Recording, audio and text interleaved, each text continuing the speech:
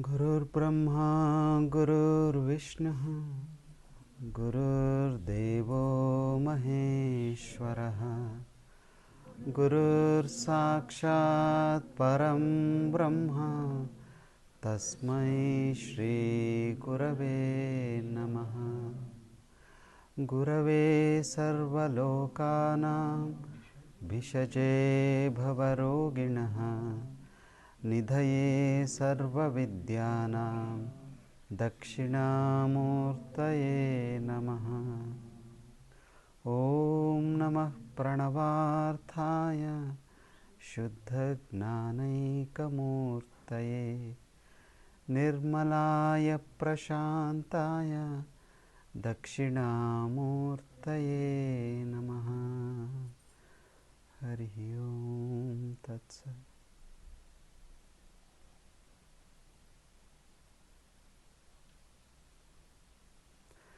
Nahi gnanena sadrusham pavitram iha vidyate tatsvayam yoga samsiddhim kalena atmani vindati.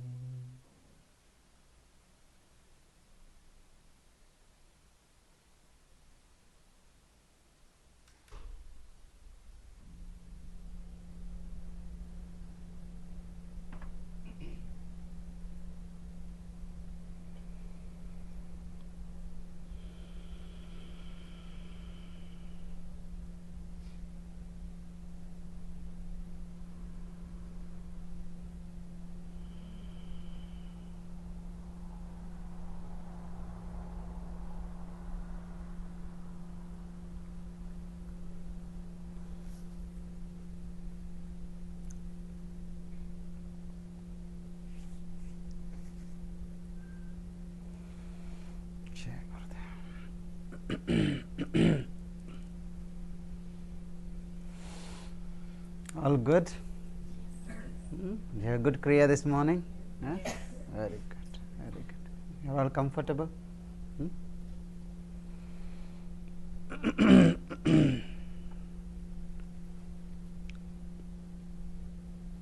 So what did we see last time? So Arjuna is in distress and comes to Krishna for a solution. Krishna says, don't worry, there is a solution. Every problem that comes in life has a solution. But to see the right solution, you need to have a decent amount of prana in you. Otherwise, you will misunderstand the situation, and then the solution you implement will also be out of ignorance. So he says, first become a yogi. After you are established in yoga, then you will be eligible to execute the solutions. The first basic thing is become a yogi. Be disciplined in life. It is through discipline you are going to conserve your energy. You are not getting this prana from anywhere else, it is naturally in you. All you need to do is address the way it is being drained off your system. And where is it drained through? It is drained through pleasures, your worries and stress. Every pleasure gives you a little joy, but takes a lot of energy with it. All your stress and worries are about what? Are about your limited understanding of the world, about the name and the form. So, when you get a clear understanding of the self, then these stress and worries will also move away. Because most of us lose our energy in seeking pleasure, then he gives the ways to withdraw from it. He says what? Just like a tortoise withdraws from into its shell, withdraw from the pleasures in the world into yourself. And when you withdraw, what happens? When you withdraw from the world which is diverse, you come back to yourself which is unity. So, there is no distraction and you are able to keep your attention in the Purusha, in yourself. You become free from duality of craving and aversion. When you become free from craving and aversion, life becomes a blessing. There is no conflict, I want this, I do not want this, there is no dichotomy. You see life as it is rather than it should have been this way, I wanted this, it did not happen, all those things. And when you are in that state of blessing or a prasada, the challenges in life appear insignificant. Hani rasyopa jayate, whatever you think are problems in life, they become less important and the solution becomes very apparent. And then you actually start moving in the right direction. So, when it is night for everybody, it is day for a yogi, and when everybody is the day, it becomes night for a yogi. So, everybody is walking in one direction in the world, seeking pleasure as if that is the only source of joy, and the yogi realizes that no, that is not the route to joy, that is the route for more stress, more worry and more attachment. So, he will walk in the other direction which is empty and it is easy to traverse. So, this is how a yogi gets established. And now you are a yogi, now you have disciplined yourself, now you are eligible to look further into what you want to do. Do you want to follow the path of action or do you want to follow the path of knowledge? Before understanding karma yoga, which is the path of action, we need to understand karma a bit. So, what is karma?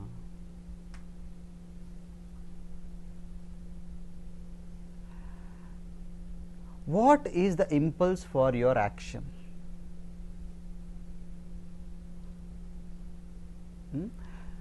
There is something inside you which makes you act in a particular way, and when you act, that action creates another impression depending upon whether your experience was good or bad.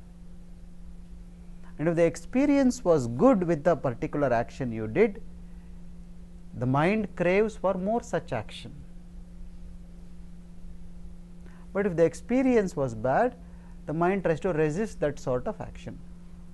Either way, it creates an impression in your consciousness of you wanting it or you not wanting it. And when the impression of wanting it becomes stronger, that becomes a habit. Are you with me? Desire for action propels action, action creates an impression, the impression creates further action, and that further action creates further impression.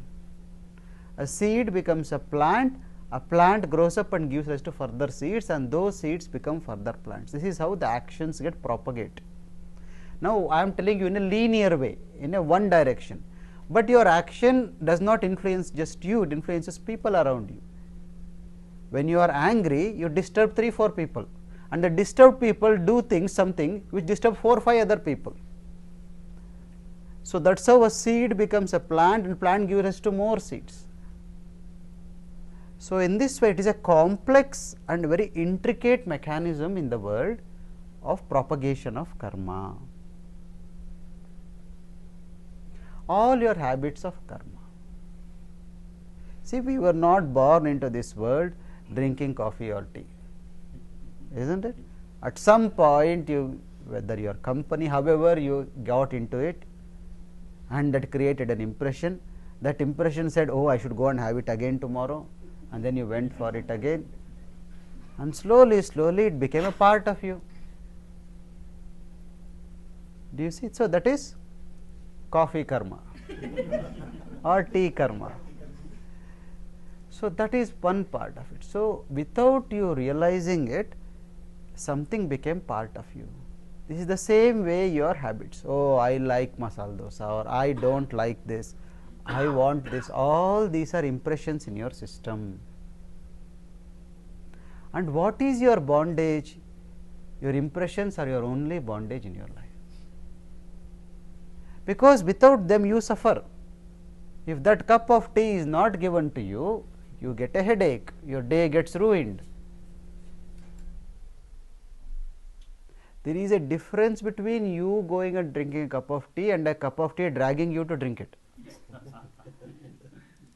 Okay? So, you drinking the tea is no problem, that is fine, because there is a choice. You can say I will drink it or I will not drink it. But the cup of tea dragging you to drink it is you have got no choice, you have to go. This is called karma bandhana, where you are doing things because you can't escape from it. When you get engaged in action that brings pleasantness to you and people around you, you get merit out of it. That is called punya. You do something that makes you happy or somebody around you happy. What you have done? You have created some positivity in the atmosphere, and nature rewards you by giving some bonus points. That is called punya. And the opposite is called papa or demerit. You do something which hurts somebody, which causes harm to somebody, that becomes a papa. And nature keeps an account of this, how much good things have happened through you, how much bad things. So, when you accumulate a good number of points, nature will allow you to encash it, and that becomes your lucky day. So, okay, I am lucky now. Sometimes you say, oh, I am very lucky now, something is happening, a lottery ticket happens, some long forgotten debt comes back into your credit card, you know, all these things happen when your punya accumulates. And the same thing happens on the other end. When the demerit accumulates, after a while it has to, you have to go through the impact of it. It comes to you as sickness, it comes back to you as financial loss, as a problem in your relationship. Somehow it comes back, or just a headache, or a physical pain, or a humiliation. It has to come back to you. So, it will come back to you also. And more important than your action is the intention behind your action. Sometimes, you know, sometimes it happens, the husbands feel very enthusiastic and say, today I am going to help you in the kitchen. So, they get into the kitchen and then the work gets doubled. So, the intention was to help or to make the work lighter, but you actually made it heavier. So, there you do not get too much karma, because you were not trying to do that, but it happened. On the other hand, if you hurt somebody knowing very well that what you are doing to do is going to hurt them, when you shout at somebody knowing very well that your words are going to cause them a lot of distress, and in spite of that you did it, then that will bring a lot of bad karma, because you knew the impact and you still continue to do it. So, more important than your actions are the intentions behind your actions, and if your intentions are good, even if the outcome is not good, nature will forgive you to some extent. You will still have to go through if you have done things in ignorance, but the impact will not be that much. On the other hand, if you are intentionally done, then the impact is quite significant and you will have to go through it, there is no escape. It is said just like a, somewhere they say, just like a cow finds its calf in the middle of 1,000 calves, your karma will come and find you wherever you hide. You cannot escape from it. You can escape from anybody but your karma. So, actions and their impressions and your intentions They generate what you experience in life. The people you are married to, the children who come out of you, the friends you have got, the enemies you have got, the people under whom you work, the people who work under you, all this is a fabric of karma. It is all a cause and effect. The whole story of Mahabharata is about karma, about how what is happening now was because of what happened before, what happened, and what you are doing now, how it will impact what will happen in the future. So, there are three types of karma. It is called Sanchita, Prarabdha and Agami karma. Sanchita karma is what the baggage you came into this life with. Prarabdha is what you are experiencing right now, what is happening, and Agami is what has not yet happened, but is waiting to happen.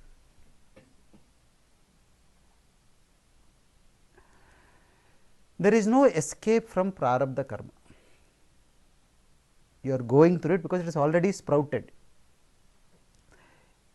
Even rishis and munis and devas have had to go through karmas. You know, I got stories where Krishna, Vishnu had to go through problems, Shiva had to go through problems. So, that is Prarabdha. Prarabdha, there is no escape. But you definitely can mitigate the Sanchita and Agami karma. We will come to the methods of how to mitigate your karma, how to become free from karma.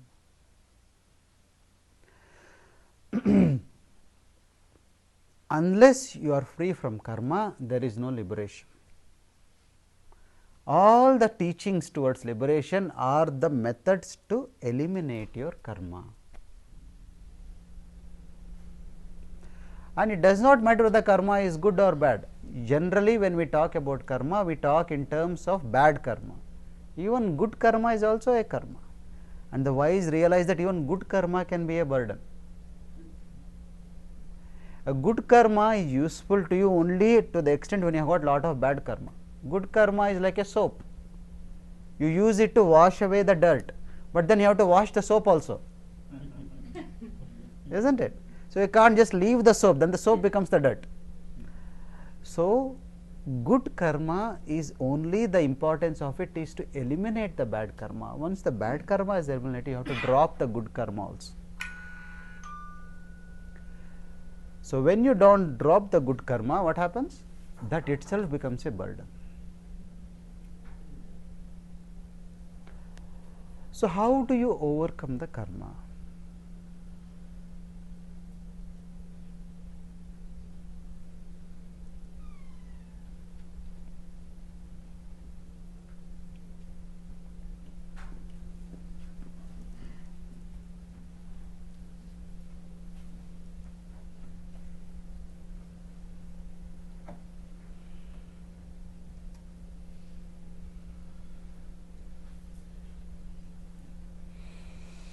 How do you overcome karma?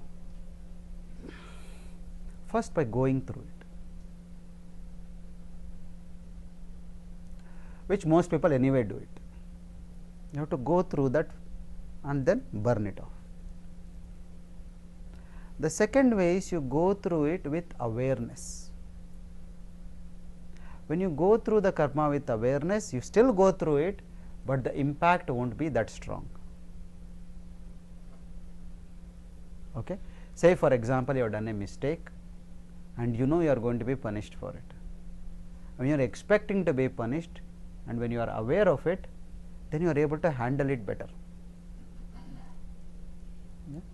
Or say for example, you are addicted to coffee or tea, but you want to come out of it. How do you eliminate that karma? When you drink coffee or tea, be with it 100%.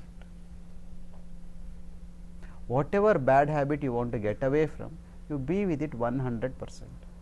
And while you are doing it, you say, the nature has given me such a nice body and the mind, what I am now going to take in is going to agitate my mind, but I am drinking it now because I can't help it. So, when with awareness you drink, what happens? The joy you are getting out of it diminishes.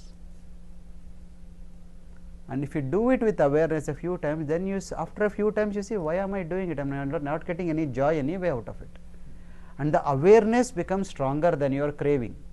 So that karma gets broken, that connection with your craving and the habit gets broken, and then you are free from it. Are you getting this? Moving it with awareness, with mindfulness. The third way to overcome is dropping the doership in your actions. All your habits or all your karmas are connected with your identity. You are identifying yourself as this or that. When that identity itself is not there, then the impression is also not there. Are you getting what I am saying? See, you might be having a pain in your leg, or you might be a king or a prisoner, but when you sleep, where are you? You may be sleeping in a palace or in a jail, but when you sleep, it is the same whether you are a king or a prisoner. What has happened?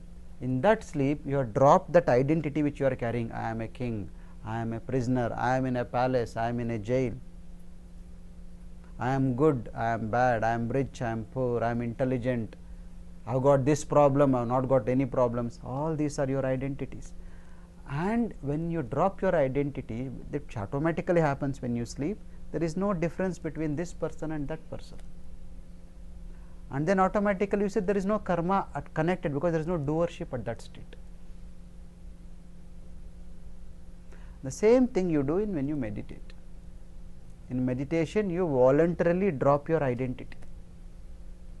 And sometimes it happens during your kriya. Suddenly at some point, even for a couple of seconds, you become completely unaware that you have got a body and you are sitting in this place. You know, you just are just space, you are just spaced out, light.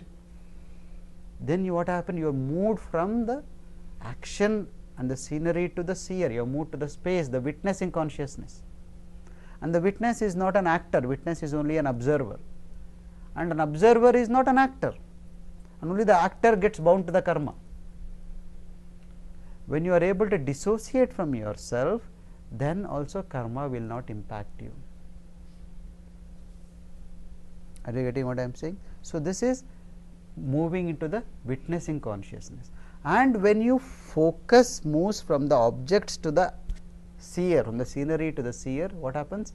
You see the action being done by some other person, and then that impact also comes down. So, whenever you act as a witness, then that action will not bind you to karma.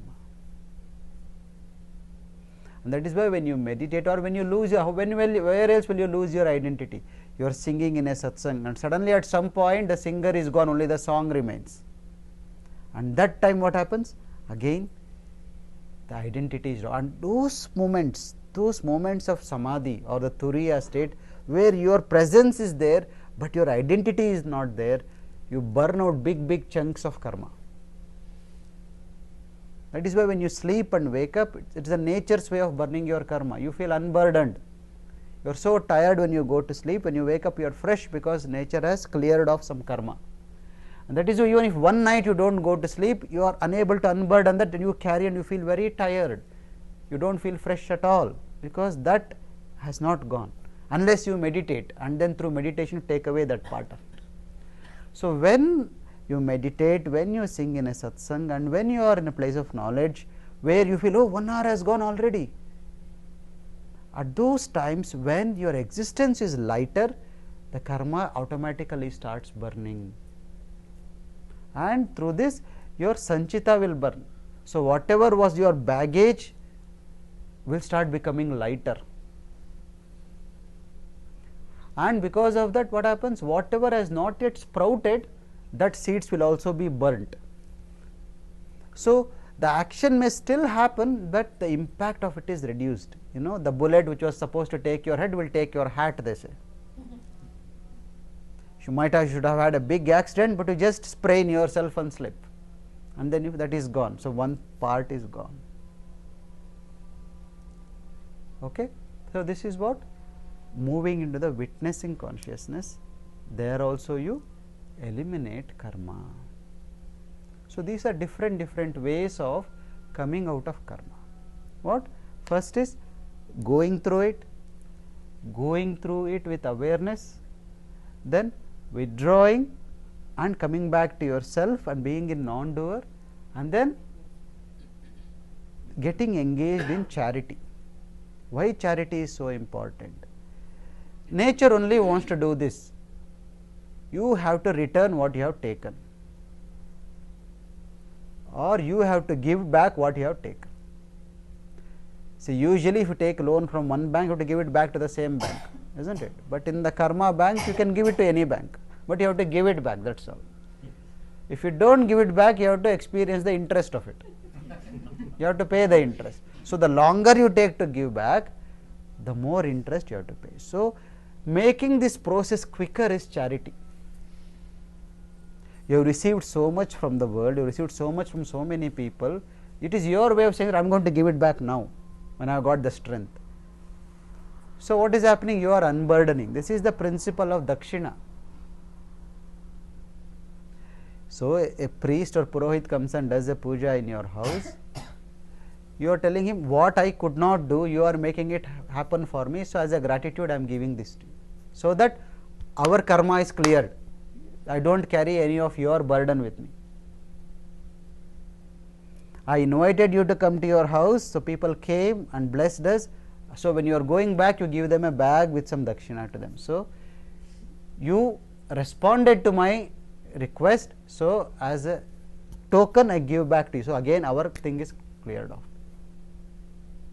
So, it is to unburden yourself you give these things, and that is why they say in the path of knowledge you should never hold back anything, should never take anything for free.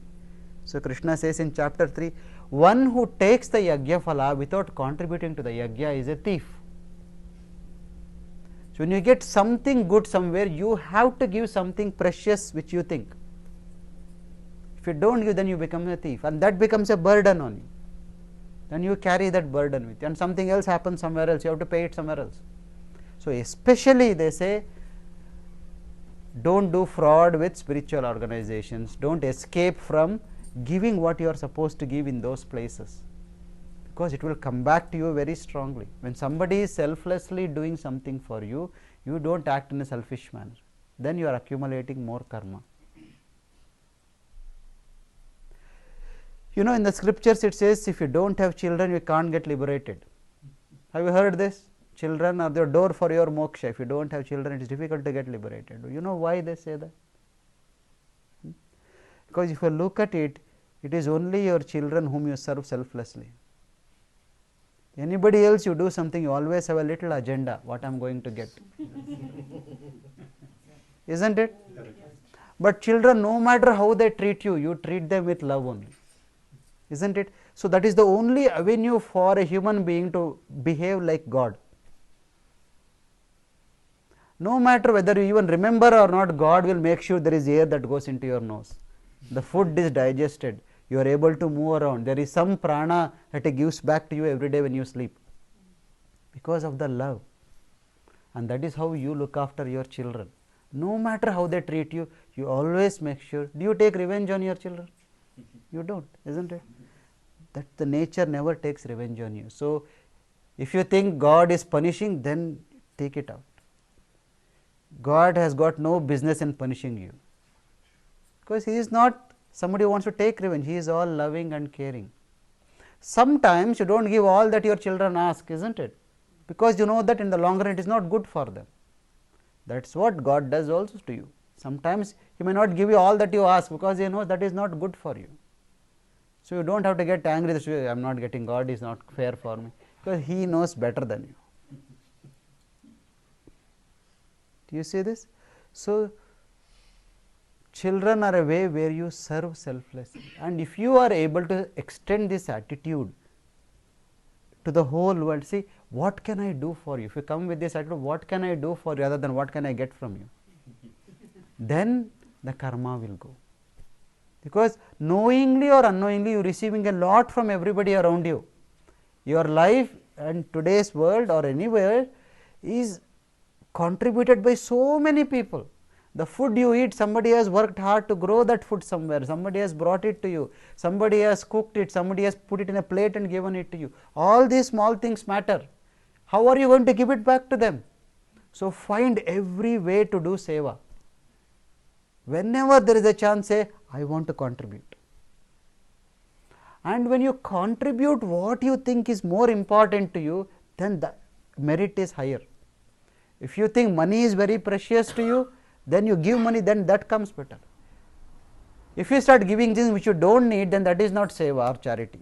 If you take away, if you clear your house and give all the unnecessary things, that is not count as charity. You are just using somebody as a garbage bin. Okay, this is important. So, your intention is very important, why you are doing this. Okay, so, give what you hold as precious. It may be time for somebody, it may be money for somebody, it may be physical power for somebody, and also give what that person needs the most. Somebody is very distressed, they may just want you to sit with them and listen to them, then that is your seva. Somebody may be in financial need, that may be their seva. Somebody may need you to pick up and drop them, that may be their seva. So, what is needed at that time, do it selflessly. So, always keep looking out at how I can help. That will clear your karma. So, these are many ways how you can clear your karma. So, karma is what? Action, its impression and its impact on future actions. Everybody comes with a fixed baggage of karma, and if you do not accumulate more karma, it eventually will burn away.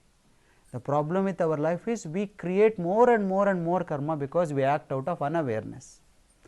And then when you are not able to clear that karma, nature brings you back again into this body another time. So, in this way life perpetuates. You are born again and again and again. Why? Because your desires are not fulfilled, your karma is not fulfilled. You have not returned your karma and you have not fulfilled all your desires. Unless you become free from desires, there is no escape from life. You see somebody singing very well and say, oh, I should be singing, I should have a voice like that. And if that is a strong impression in you when you die, nature will bring you back again as a singer. And when you are a singer, what you have not noticed in that singer is that singer had some stress problems.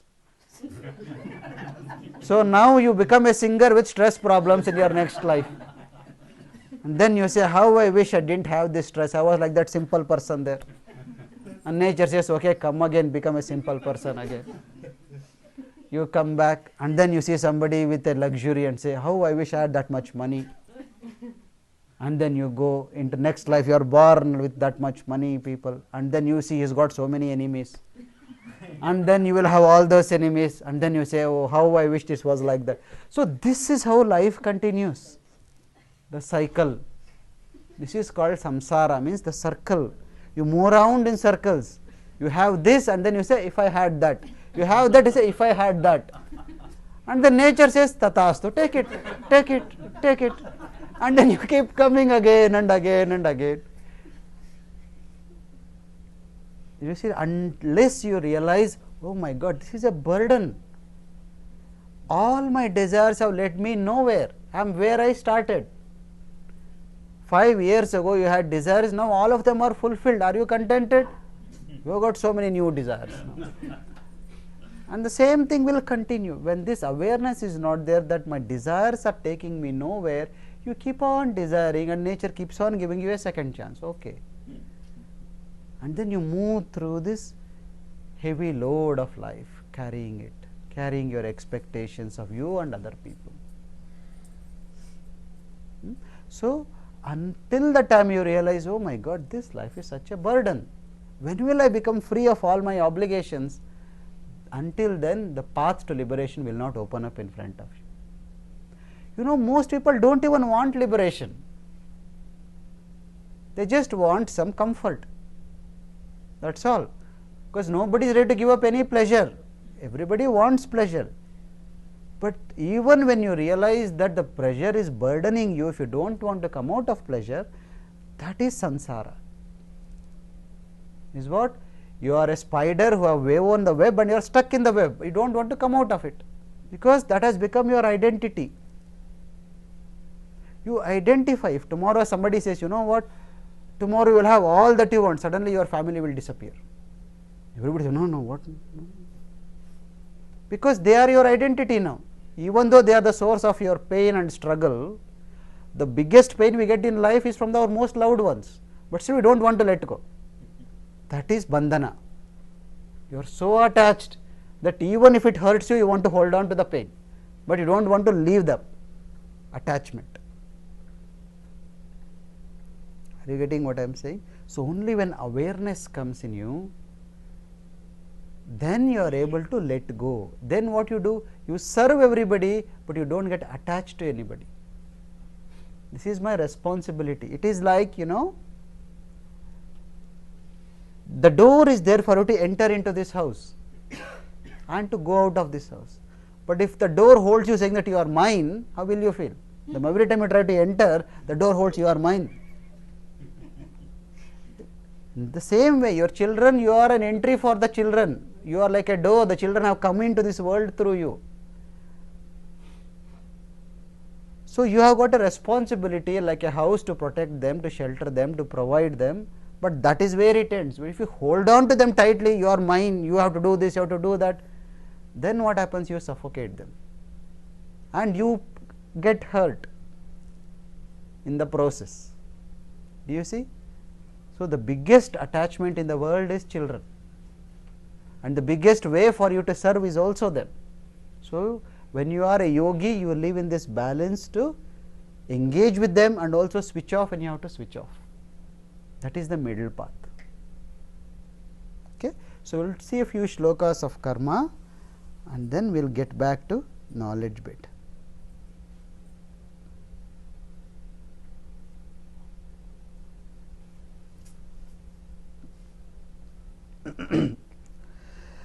कर्मण्येवाधिकारस्ते मा फलेषु कदाचन मा कर्मफल हेतुर्भूः मा ते संगोस्त्व कर्मणि. So, here he says what type of action you should do. He says there are two aspects, the action and the outcome of the action. Krishna says don't link them. You have got control over your action, but you have got no control over the outcome. Why do you want to link something which you have control to something which you have got no control? So, it said just focus on what you have got control over, and what you don't have control, leave it to what has control. What is controlling? It is the Purusha which is controlling it. Everything in the world is happening according to the will of the Purusha. In the Upanishad it says, Tena vina trunamapi na chalati. Without your will, even a blade of grass won't move. So, the result is determined by somebody else. What you can determine is your extent of engagement in that action. So, he says get this very clearly in your mind that my control is only with the action, but not with the result. And don't ever think what all is happening is because of my action. It is happening because of something else. You are only used as an instrument to make this happen.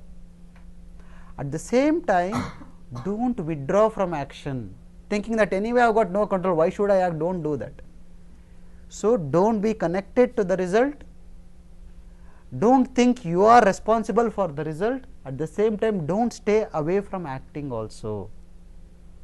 Do your responsibilities focusing on action, not on the outcome.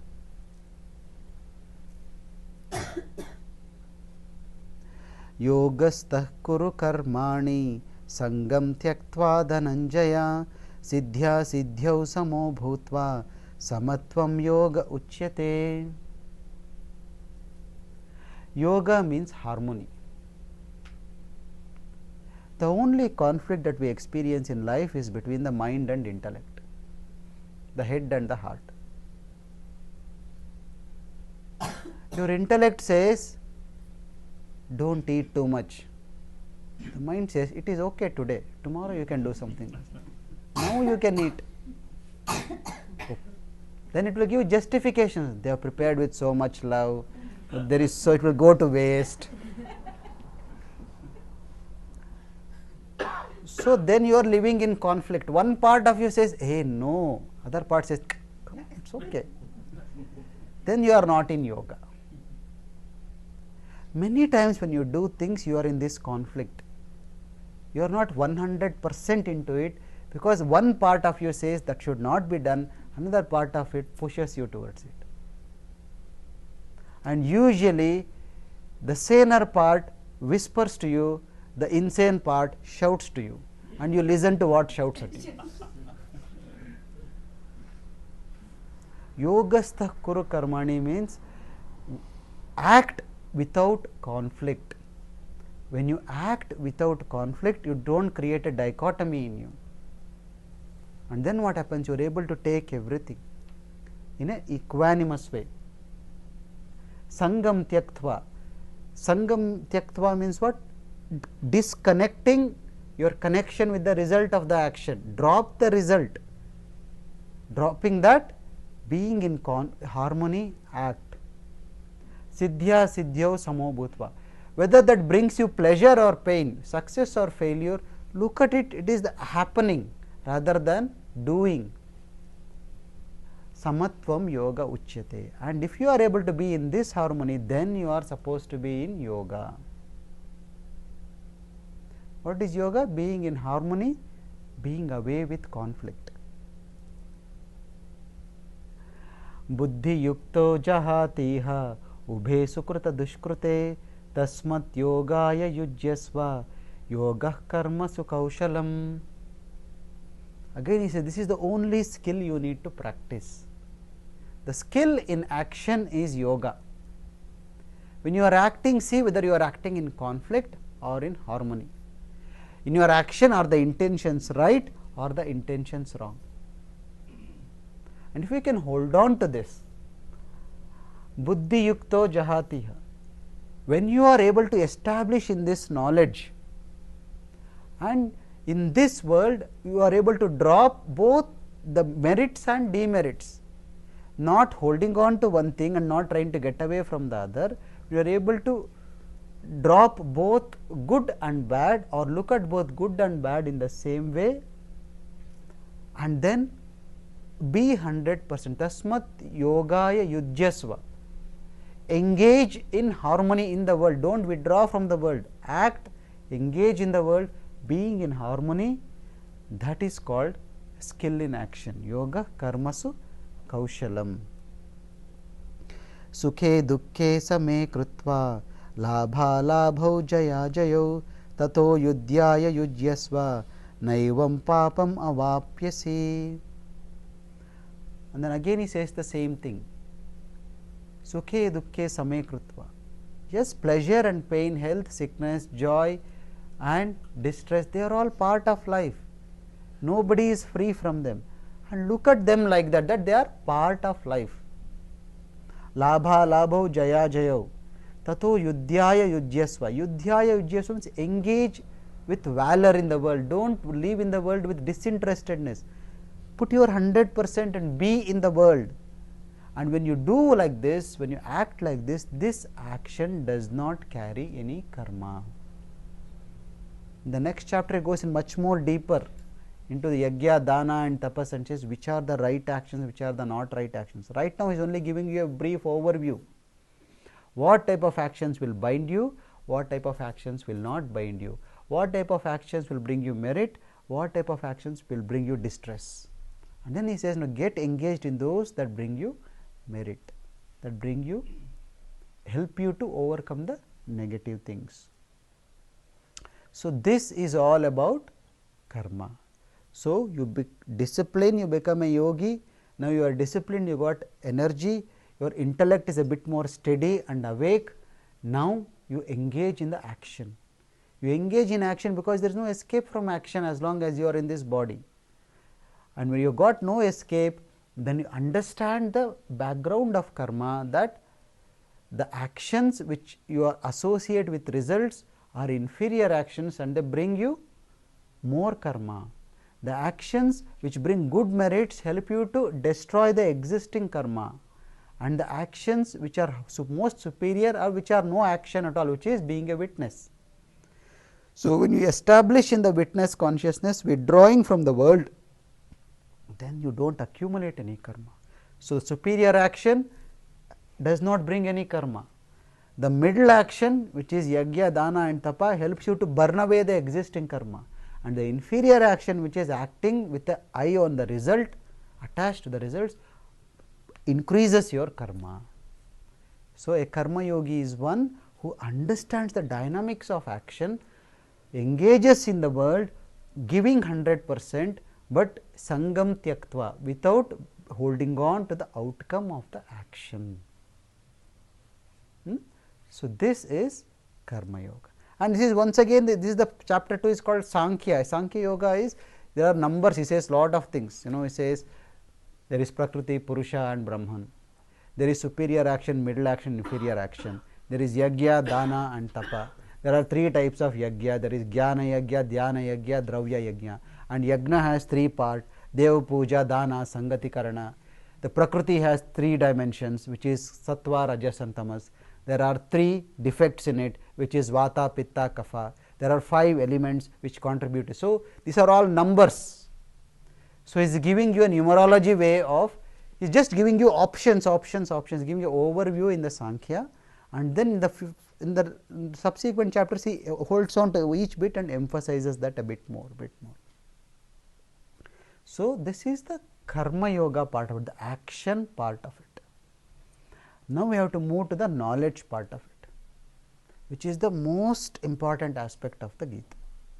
And if you understand this bit, then you have understood all the Upanishads. This is it, this is the only thing you need to understand. But all these things is a bit of a, like a dressing on your cake or the icing on the dressing on the salad. This is all covering everything, but the core is the jnana, the knowledge part of it. Okay, that much enough for today. Okay, Jai Gurudev.